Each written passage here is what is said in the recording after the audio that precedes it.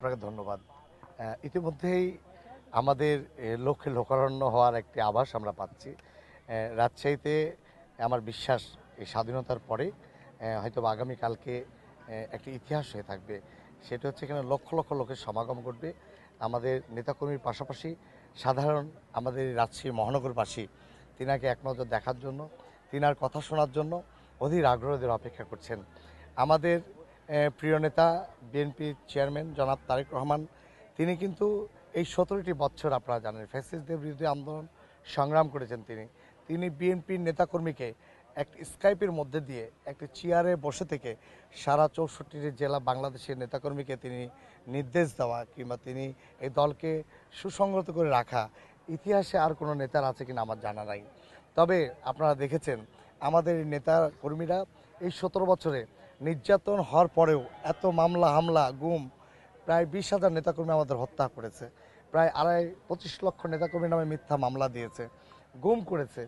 এই নেতাকর্মীরা এত কিছু নির্যাতন হওয়ার পরেও তারা কিন্তু অন্য কোনো সংগঠনের মতো গুপ্তচর হয়ে এই বিএনপি বাদ দিয়ে তাদের কৌশলগত কারণের জন্য অন্য কোনো জায়গায় সম্পৃক্ততা থেকেছে। এটি কিন্তু বিএনপির ইতিহাসে কোনো নেতাকর্মী আমাদের এখানে নাই।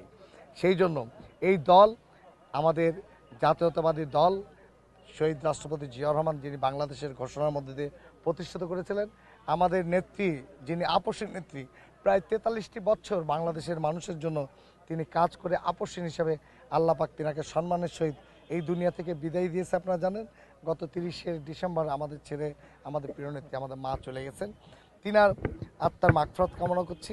ইনশাল্লাহ তিনার যে রেখে যাওয়া এই দলটি, আমার বিশ্বাস আমাদের পার্টির চেয়ারম্যান জনাব তারেক রহমান, তিনিও অত্যন্ত আপসীন নেতা। তিনি কখনো কোনো কথা নেতাকর্মীর সাথে সহ দেশবাসীর কাছে আশ্বস্ত করে না। তিনি একটি রূপরেখা দিয়েছে বাংলাদেশে। এই বাংলাদেশের রূপরেখাটা একমাত্র বিএনপি, যিনি এই দলের মধ্যে দিয়ে গত 2023 সালে আপনারা জানেন তিনি একটি রূপরেখা দিয়েছে। এই রূপরেখাটা হচ্ছে 31 দফার রূপরেখা।